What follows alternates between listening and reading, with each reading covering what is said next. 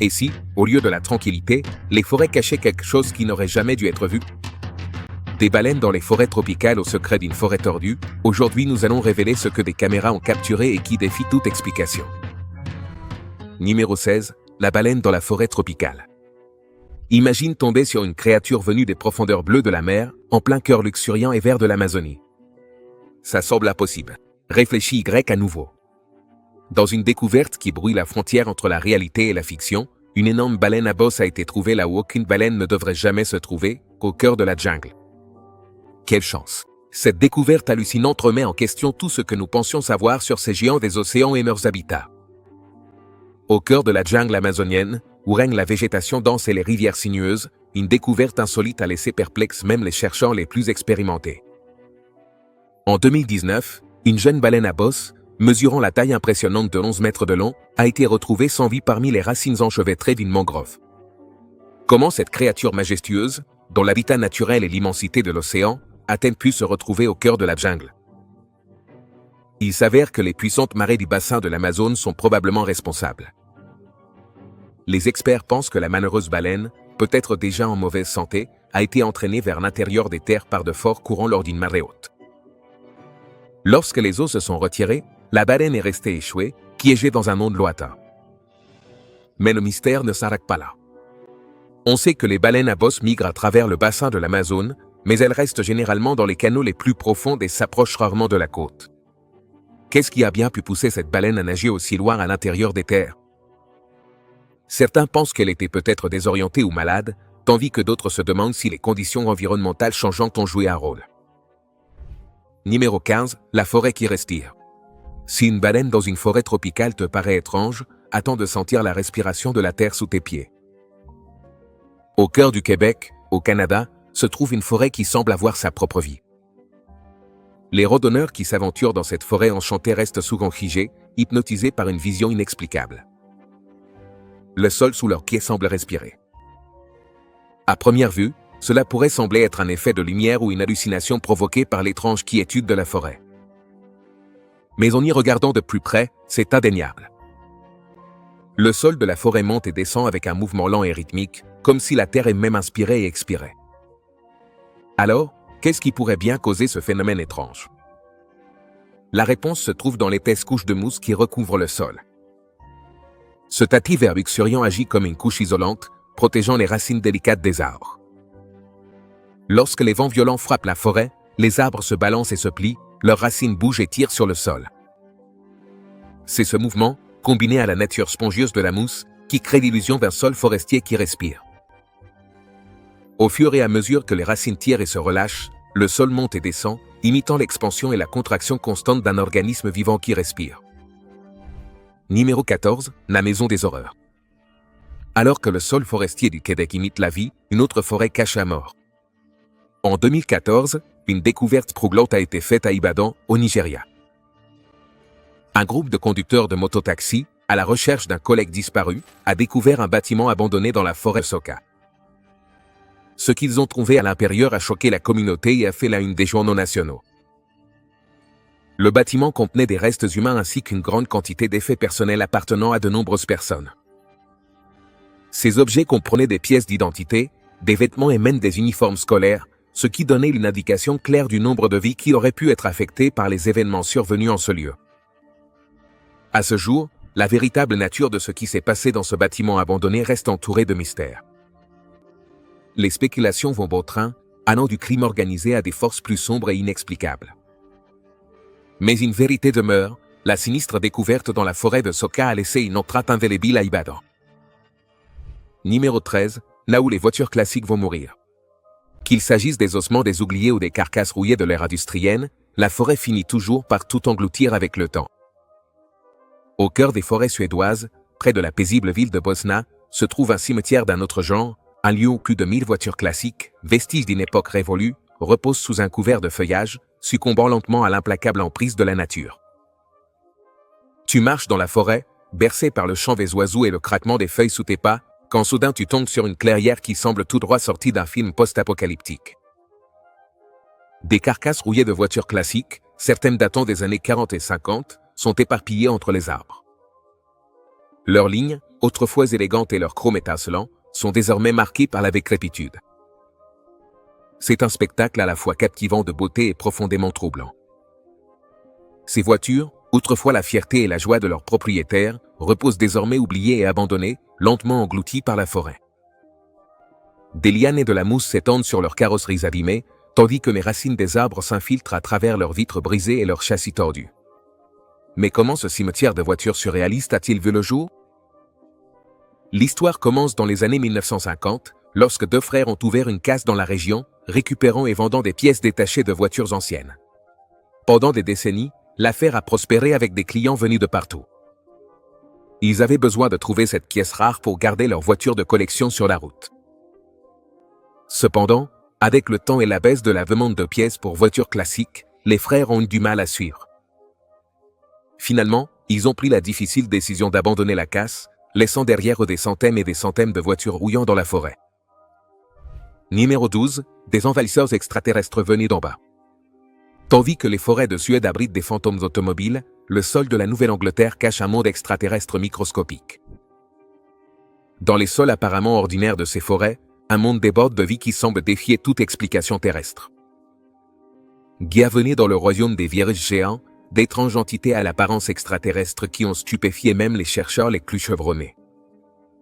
Imaginez regarder à travers un microscope et voir quelque chose qui ressemble plus à un objet sorti d'un film de science-fiction qu'à un produit de la nature. Des coquilles en forme d'étoiles, des appendices semblables à des tentacules et des motifs géométriques complexes. Ce ne sont là que quelques-unes des bizarreries qui caractérisent les virus géants tapis dans le sol de la forêt de Harvard. À première vue, il est facile de confondre ces microbes avec quelque chose qui aurait pu voyager sur une météorite. Venus des confins de l'espace, leur grande taille et leur complexité ne ressemblent à rien de ce que l'on associe habituellement aux virus, qui sont généralement bien plus petits et d'une structure plus simple. Mais malgré leur apparence surnaturelle, ces virus géants font partie intégrante de la biodiversité de la Terre. Ils appartiennent à un groupe connu sous le nom de gyrus ou virus géants, qui ont été découverts pour la première fois en 2003. Depuis lors, les chercheurs ont travaillé sans relâche pour percer les mystères qui entourent ces organismes particuliers. L'un des aspects les plus fascinants des virus géants est leur impact potentiel sur l'environnement et la santé humaine. Bien qu'ils n'infectent pas directement les humains, ils attaquent les amibes et d'autres organismes unicellulaires qui jouent un rôle crucial dans le maintien du fragile équilibre des écosystèmes terrestres. Numéro 11, la demeure de la sorcière. L'étrangeté ne se limite pas au royaume de l'infiniment petit. Les structures les plus étranges peuvent être visibles à des kilomètres à la ronde et tout aussi mystérieuses. Perchée sur les rives de l'île Flint, au Danemark, une structure singulière a captivé l'imagination des habitants et des visiteurs pendant près d'un siècle. Connue sous le nom de Maison de la Sorcière, cette curiosité architecturale a été construite dans les années 1930 par un fermier dont la famille vivait sur l'île depuis des générations. Mais l'étrange conception et l'atmosphère inquiétante qui entoure la maison ont donné naissance à d'innombrables légendes et récits surnaturels. À première vue, la Maison de la Sorcière semble tout droit sortie d'un conte de fées. Une structure fantasque, presque caricaturale, qui semble défier les lois de la gravité. Ses toits inclinés et ses fenêtres de travers donnent l'impression que la maison pourrait s'effondrer à tout moment, comme si elle était maintenue debout par une force magique invisible. Mais sous cet extérieur enchanteur se cache une histoire plus sombre, imprégnée de murmures de sorcellerie et d'occultisme. Selon la légende locale, le fermier qui a construit la maison n'était pas simplement un homme de la terre, mais un praticien des arts occultes. Certains disent qu'il utilisait la maison comme lieu de rassemblement pour son alliance, y réalisant des rituels secrets et lançant des sorts sous le couvert de la nuit. D'autres affirment que la maison elle-même est vivante, imprégnée d'une énergie sinistre qui s'infiltre dans les pierres et les poutres mêmes. Les visiteurs ont rapporté un sentiment de malaise en s'approchant de la bâtisse, comme si une présence invisible observait chacun de leurs mouvements. Certains affirment même entendre d'étranges chuchotements et des pas résonner dans les pièces vides, alors même que la maison est abandonnée depuis longtemps. Mais peut-être que l'aspect le plus intrigant de la Maison de la Sorcière est que, malgré son ancienneté et le rude climat scandinave, elle est restée debout pendant près de 100 ans. Certains attribuent cela à l'habileté artisanale de son constructeur, tandis que d'autres évoquent la possibilité d'une intervention surnaturelle.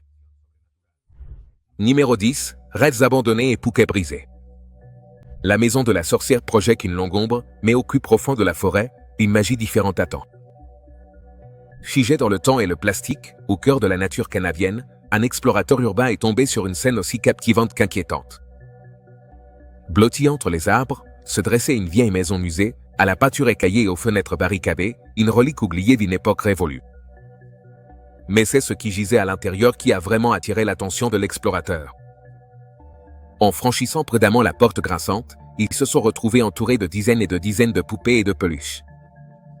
Certains étaient impeccables, leurs yeux de verre fixant le vide, tandis que d'autres gisaient dans divers états de décomposition, leur corps autrefois en peluche désormais emmêlés et déchirés. La quantité de jouets était stupéfiante. C'était comme si quelqu'un les avait accumulés pendant des années, amassant une collection qui ferait pâlir de honte même le plus passionné des collectionneurs. Mais il y avait quelque chose de profondément troublant dans la façon dont ils étaient disposés. Certains étaient appuyés sur des chaises ou des étagères, d'autres gisaient en désordre sur le sol, les membres en vrac, comme s'ils avaient été jetés là sans ménagement. À mesure que l'explorateur s'enfonçait dans la maison, le sentiment de malaise ne faisait que grandir. Chaque pièce semblait abriter sa propre scène inquiétante, un instant figé qui laissait entrevoir un passé sombre et tourmenté. Dans un coin, un groupe de poupées en porcelaine était assis autour d'une petite table à thé, leurs traits délicats assombris par une épaisse couche de poussière. Dans un autre coin, une rangée d'ours en peluche était alignée contre le mur, leurs yeux en bouton semblant suivre chacun des mouvements de l'explorateur.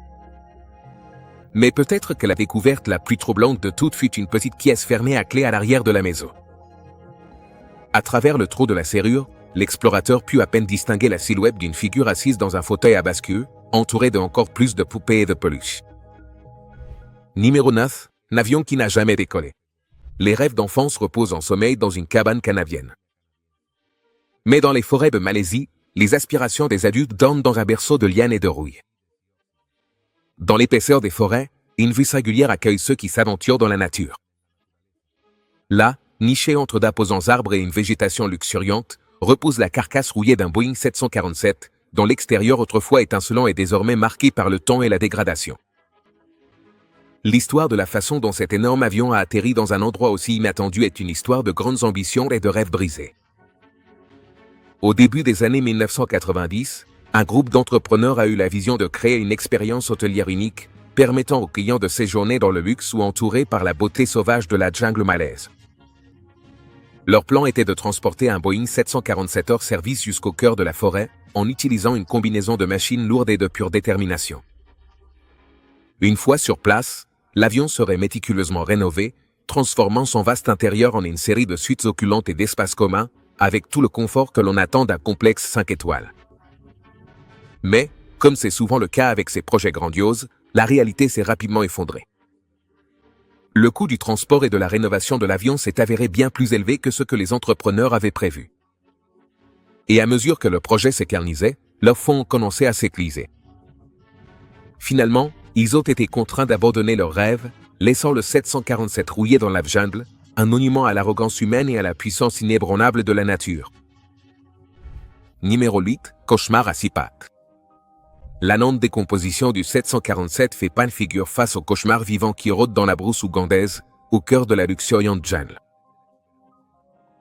Là-bas, une équipe de chercheurs a fait une découverte aussi fascinante qu'effrayante. Avec jusqu'à 10, mesurant plusieurs centimètres de long, les énormes guêpes qu'ils ont trouvées ne ressemblaient à rien de ce qu'ils avaient vu auparavant. Une fusion cauchemardesque entre insectes et extraterrestres, avec des exosquelettes brillants et des dards à l'allure maléfique. Mais ce n'était pas seulement leur taille et leur apparence qui distinguaient ces guêpes. Comme les chercheurs allaient bientôt le découvrir, ces créatures possédaient un cycle de vie aussi macabre qu'efficace. Au lieu de chasser des proies au sens traditionnel, les guêpes recherchaient des larves de coléoptères, utilisant leur sens aiguisé pour localiser les jeunes insectes vulnérables cachés sous l'écorce des arbres. Une fois qu'elles avaient trouvé un hôte adéquat, les guêpes déposaient leurs œufs à l'intérieur des larves, utilisant leur ovipositeur pour percer les exosquelettes résistants et déposer leur progéniture directement dans les tissus vivants de leurs victimes. Et c'est là que commençait la véritable horreur. À l'éclosion, les larves de guêpes commençaient à se nourrir des larves de coléoptères de l'intérieur vers l'extérieur, consommant lentement les organes vitaux de leurs hôtes tout en les maintenant en vie le plus longtemps possible. Le résultat était un festin macabre qui durait des jours, voire des semaines, les larves de guêpes grandissant et se renforçant à chaque instant. Mais peut-être que le plus troublant dans ce cycle de vie macabre, c'est qu'il ne s'agissait pas d'une aberration rare, mais bien d'une stratégie de survie à l'efficacité prouvée, perfectionnée au fil de millions d'années d'évolution. Dans le monde brutal de la jungle, où la compétition pour les ressources est féroce et implacable, les guêpes ont développé une méthode pour assurer leur propre survie, dévorant littéralement leurs rivaux de l'intérieur. Numéro 7. Les secrets des scallywags. Les forêts d'Ouganda dissimulent l'efficacité froide de la nature, tandis que celle d'Édimbourg cache l'ingéniosité désespérée de l'humanité. Sous la canopée luxuriante repose un essaim de résistance humaine, oublié depuis longtemps, un endroit où les êtres humains sont prêts à devenir l'essaim ultime contre les forces envahissantes. Au cœur des forêts du sud d'Édimbourg, une équipe de bûcherons est tombée sur une relique de l'une des unités militaires les plus secrètes et les plus élitistes de l'histoire britannique. À première vue, la structure qu'ils ont découverte ressemblait à peine à plus qu'un abri délabré, avec son toit en tôle ondulée et ses murs de briques lentement repris par la végétation environnante. Mais à mesure qu'ils commençaient à dégager les décombres et la végétation, les ouvriers se sont vite rendus compte qu'ils avaient découvert quelque chose de bien plus important, un bunker datant de la Seconde Guerre mondiale, qui avait autrefois servi de base d'opération à un groupe mystérieux connu sous le nom d'unité auxiliaire ou les Scallywags. Formés en 1940 comme ultime ligne de défense contre la menace d'une invasion nazie, les Scallywags étaient une force secrète de guerriers hautement entraînés, recrutés parmi les aventuriers et survivants britanniques les plus habiles. Leur mission était d'opérer derrière les lignes ennemies, de saboter des infrastructures clés, de recueillir des informations et de semer le chaos et la confusion parmi les forces d'occupation. À l'intérieur du bunker se trouvait une capsule temporelle de cette époque, avec des couchettes rouillées et des restes de vieux équipements qui jonchaient l'intérieur humide et moisi. Mais peut-être que le plus glaçant dans cette découverte était une petite pancarte peinte à la main, accrochée à un mur, portant la devise non officielle de l'unité, terroriser l'envahisseur. Numéro 6. Une fenêtre sur la vie. La résistance cachée de l'humanité s'estompe dans la brume à mesure que nous montons vers un monde où le camouflage prend un tout autre sens. Dans les forêts nuageuses du Costa Rica, la nature a perfectionné un autre type d'invisibilité, une invisibilité qui révèle autant qu'elle dissimule. Dans les hauteurs brumeuses des forêts nuageuses du Costa Rica, une équipe de chercheurs a fait une découverte aussi belle qu'étrange. Mesurant à peine quelques centimètres de long, la minuscule grenouille de verre qu'ils ont trouvée était une merveille d'adaptation évolutive, avec une peau si translucide qu'elle semblait presque invisible au milieu de la végétation luxuriante de son habitat. Mais ce n'est qu'en l'observant de plus près que les chercheurs se sont rendus compte à quel point cette petite créature était extraordinaire. En la soulevant délicatement de son perchoir, ils sont restés stupéfaits de voir ses organes internes clairement visibles à travers sa peau, battant et bougeant à chaque respiration et mouvement. Pendant un instant, c'était comme s'ils regardaient à travers une fenêtre l'essence même de la vie, assistant à la danse complexe des muscles, des os et des vaisseaux sanguins qui maintenaient cet être fragile face à un monde impitoyable.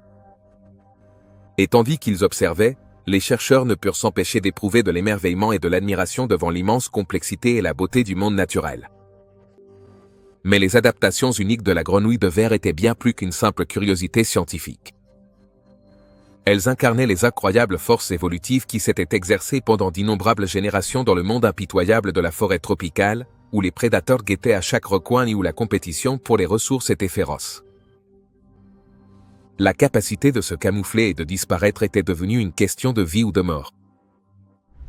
Numéro 5. Enchaîné à une tragédie. Les grenouilles invisibles peuvent être troublantes, mais tomber sur un squelette enchaîné à un arbre est vraiment terrifiant. Au cœur des forêts denses du district de Chaturin, à Moscou, en Russie, une découverte macabre a jeté une nouvelle lumière sur un mystère de longue date. Un squelette humain a été retrouvé, cadenassé et attaché à un arbre. Les restes d'un homme au destin tragique et inhabituel. Cette vision glaçante aurait troublé même le plus chevronné des enquêteurs. Au fur et à mesure que les enquêteurs commençaient à reconstituer les indices, ils se rendirent vite compte que le squelette appartenait à nul autre qu'Ivan Kucharev, un homme de la région qui avait disparu sans laisser de traces 2 ans auparavant. Mais qu'est-ce qui l'avait amené dans ce coin reculé de la forêt? Et pourquoi l'avait-on attaché aussi cruellement à un arbre? La réponse s'est avérée aussi étrange que bouleversante. Apparemment, Klucharek s'entraînait pour devenir un escapologiste, perfectionnant ses compétences dans l'art de se libérer de chaînes, de cadenas et d'autres liens. Mais quelque chose a terriblement mal tourné lors d'une de ses séances d'entraînement, le laissant piégé et seul dans la forêt, sans personne pour entendre ses appels à l'aide. Numéro 4. Écho d'un passé sombre. Un squelette solitaire raconte une histoire personnelle de malchance, mais les forêts de Pologne murmurent l'horreur collective. Au cœur des forêts du nord de la Pologne, un groupe de randonneurs est tombé sur un lieu qui était le témoin silencieux de l'un des chapitres les plus sombres de l'histoire de l'humanité. Dispersés parmi les feuilles et les broussailles, il y avait des tas de chaussures, des uniformes de prisonniers et d'autres effets personnels, tous portant les marques indéniables de l'Holocauste. Au fur et à mesure que la nouvelle de la découverte se répandait, les experts ne tardèrent pas à arriver sur place, dans l'espoir de percer le mystère de la façon dont ces artefacts avaient pu se retrouver cachés dans un endroit aussi reculé. Il s'est avéré que la forêt se trouvait à quelques kilomètres à peine de l'ancien camp de concentration de Stutthof, l'un des premiers et des plus anciens camps établis par les nazis pendant la Seconde Guerre mondiale. Au cours de ses 5 années d'existence, Stutthof fut responsable de la mort de plus de 65 000 hommes, femmes et enfants, dont beaucoup périrent en travaillant ou furent exécutés dans les chambres à gaz du camp. À mesure que les enquêteurs commençaient à reconstituer les indices, un tableau déchirant se dessinait. Apparemment, les objets étaient les dernières possessions de certaines des victimes de Stutthof, qui furent forcées d'abandonner tout ce qu'elles avaient alors qu'elles étaient conduites à la mort. Certains ont réussi à enterrer leurs maigres biens dans la forêt, peut-être dans l'espoir de pouvoir un jour revenir les récupérer. Numéro 3. Les secrets du roi serpent. Les ombres de l'histoire s'étendent des forêts européennes jusqu'aux jungles mésoaméricaines, moins bosquées cachaient les dernières possessions des persécutés, tandis qu'un autre abrite les trésors opulents de rois oubliés. Dans les jeunes danses du Guatemala, une équipe d'archéologues a découvert une relique qui était restée cachée pendant des siècles, attendant de révéler ses secrets. Enchâssé dans les racines d'un arbre millénaire, l'autel de Kiev présentait des gravures complexes qui laissaient entrevoir un monde de rituels et de sacrifices, où les frontières entre l'humain et le divin se brouillaient au milieu des effusions de sang. Alors que l'équipe extrayait soigneusement l'autel de sa tombe vivante, elle s'émerveillait devant la maîtrise et l'artisanat évident dans sa création. Avec à peine quelques mètres de diamètre, l'autel était un chef-d'œuvre de l'art maya, orné d'images de dieux, de rois, de serpents et de crânes. La figure centrale captiva l'archéologue principal, un homme dévoué à percer les mystères des anciens mayas. Sculpté avec un détail exquis, se trouvait l'image inconfondable du roi Chaktukishak, un souverain dont le nom s'était effacé de l'histoire jusqu'à présent. Au fur et à mesure que les chercheurs reconstituaient des fragments de l'histoire du roi, une image vivante d'un monde où le pouvoir et la religion étaient inextricablement liés émergeait. Le serpent à 2 têtes qui ondulait autour de l'autel symbolisait Kukulkan, le dieu serpent à plumes qui régnait sur les royaumes du vent et de l'eau, et l'autel avait servi pendant des siècles de lieu de sacrifices offerts en son honneur. Numéro 2. Là où marche le diable. Roi sculpté et sabots fendus, 2 paysages appartenant à des mondes totalement différents qui éveillent l'imagination la plus profonde et défient sans cesse les explications simples ou conventionnelles. Tandis que les jeunes danses et mystérieuses du Guatemala murmurent des secrets ancestraux sur des civilisations perdues dans le temps, la campagne paisible mais troublante de la Caroline laisse entrevoir des forces bien plus sombres et inquiétantes à l'heure. Au cœur même du vaste paysage rural de la Caroline du Nord, il existe un lieu énigmatique où la peur primordiale et le folklore traditionnel entrent violemment en collision, où les frontières apparemment solides entre le naturel et le surnaturel s'estompent peu à peu et se déforment jusqu'à devenir méconnaissables. Connu localement sous le nom de « Passage du Diable », ce terrain particulièrement aride et désolé a profondément captivé l'imagination collective d'innombrables générations, inspirant des récits glaçants de faits profondément sombres et de forces encore plus sinistres qui rôdent dans l'ombre. Selon la légende transmise oralement parmi les habitants locaux depuis des siècles, ce mystérieux cercle de terre brûlée et stérile d'environ 12 mètres de large constitue l'endroit précis où le diable en personne, prince des ténèbres, vient religieusement danser frénétiquement et conspirer contre les mortels, piétinant de ses célèbres sabots fendus toute trace de vie végétale ou animale, tandis qu'il tourne à toute vitesse et effectue des rondes démoniaques sous la pâle lumière argentée de la pleine ligne. Certains témoins de la région affirment avec une crainte révérencieuse que les objets du quotidien qui, par malheur, sont laissés à l'abandon à l'intérieur du fameux cercle disparaîtront invariablement du jour au lendemain, mystérieusement emportés par des mains invisibles d'origine inconnue. D'autres habitants affirment catégoriquement que les animaux domestiques et sauvages, guidés par leur instinct primaire, refuseront catégoriquement de franchir ces limites clairement définies, comme s'il percevait intuitivement l'énergie profondément maléfique et menaçante qui guette patiemment en son sein. Mais, face à de tels témoignages troublants, une question s'impose inévitablement: quelle est la vérité objective qui se cache derrière ce terrain perturbant et inquiétant qui défie toute explication rationnelle? Est-ce vraiment, comme le suggère la superstition, l'œuvre directe du diable lui-même se manifestant sur notre plan terrestre? Ou existe-t-il, peut-être, une explication bien plus terre à accent grave-terre et scientifique à ces propriétés étranges et déconcertantes qui ont dérouté des générations? Certains experts en phénomènes naturels ont méticuleusement suggéré que la Terre obstinément aride pourrait simplement être le résultat observable d'un phénomène naturel relativement courant, techniquement connu sous le nom de cercle de Fay, où certaines espèces spécifiques de champignons microscopiques modifient de manière significative la composition chimique du sol d'une façon particulière qui inhibe effectivement la croissance normale des plantes environnantes. D'autres chercheurs, adoptant une approche différente, ont souligné de manière analytique les niveaux inhabituellement élevés de concentration de sel et de divers autres minéraux présents dans le sol de la zone, des facteurs qui pourraient considérablement compliquer, voire rendre totalement impossible, l'enracinement adéquat de tout type de végétation tentant de s'établir dans un endroit aussi inhospitalier. Numéro 1. Secret tordu de la forêt tordue. La danse de la nature avec le diable prend un tournant inattendu, bouleversant non seulement les croyances, mais aussi des forêts entières. Le cercle dévasté de Caroline du Nord s'estompe dans la brume tandis qu'émerge une forêt tordue en Pologne, où n'est pas défiée aussi bien la gravité que l'imagination. Dans les terres sauvages de l'ouest de la Pologne, une forêt de pins murmure à propos de forces étranges et inexplicables qui façonnent notre monde. Connu sous le nom de forêt tordue, ce bois d'environ 400 arbres est unique sur Terre, chaque tronc étant courbé à un angle aigu de 90 degrés à seulement quelques mètres du sol. Pendant des années, l'origine de ces troncs tordus a été un sujet de fascination et de spéculation parmi les scientifiques comme les profanes. Certains ont suggéré que les arbres ont été délibérément façonnés par la main de l'homme, peut-être comme une forme d'art ou comme symbole d'un rituel oublié depuis longtemps. D'autres ont évoqué des mutations génétiques ou des facteurs environnementaux comme responsables, avançant que la forme étrange de l'arbre serait due à une particularité de la nature et non à l'intervention humaine. Mais la vérité pourrait être encore plus étrange qu'on ne le pensait. Selon certains chercheurs, la forêt tordue pourrait être le résultat d'une expérience ultra secrète menée par des scientifiques nazis pendant la Seconde Guerre mondiale, qui cherchaient des moyens de créer du bois génétiquement modifié pour construire des bateaux et des avions de meilleure qualité. La théorie soutient que les arbres ont été plantés dans les années 1930 et soumis à divers traitements expérimentaux, allant de l'exposition à la radiation à l'application de substances chimiques et d'hormones étranges. L'objectif était de créer un nouveau type de bois plus solide, plus flexible et plus résistant à la décomposition que tout ce qui existait jusque-là. On se retrouve dans la prochaine vidéo.